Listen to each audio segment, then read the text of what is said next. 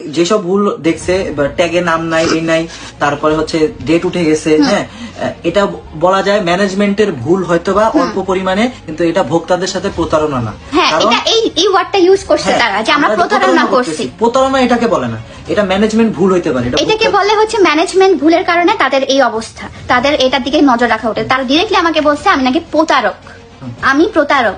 আমি যদি প্রতারক হইতাম, আমি নরিন আফরোজ পিয়া, আর্টস অফ পিয়ার ওনার, আমি যদি প্রতারক হইতাম, আপনারা কি এতটাই গাধা বা আপনারা কি এতটাই মানে অশিক্ষিত যে আপনারা জানবেন না কোনো জিনিস? প্রতারক যদি আমি হইতাম, আর প্রতারক হইলে আমি কি শোরুমে এভাবে ওপেনলি উদ্বোধন করে আসতে পারতাম?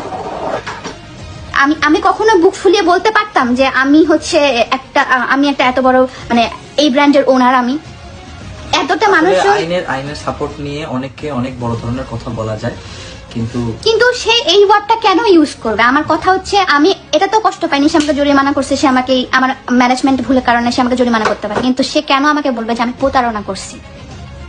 ওয়্যার অ্যাজ আমি কোনো প্রতারণাই করি নাই।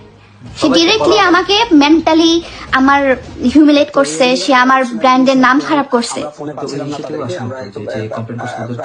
ইভেন যে কমপ্লেন করছে সে ফোনটা পর্যন্ত ধরে নাই, মানে যে কমপ্লেন করছে তার ওখানে আসা উচিত ছিল, সে তো মানে কেউ আসে নাই।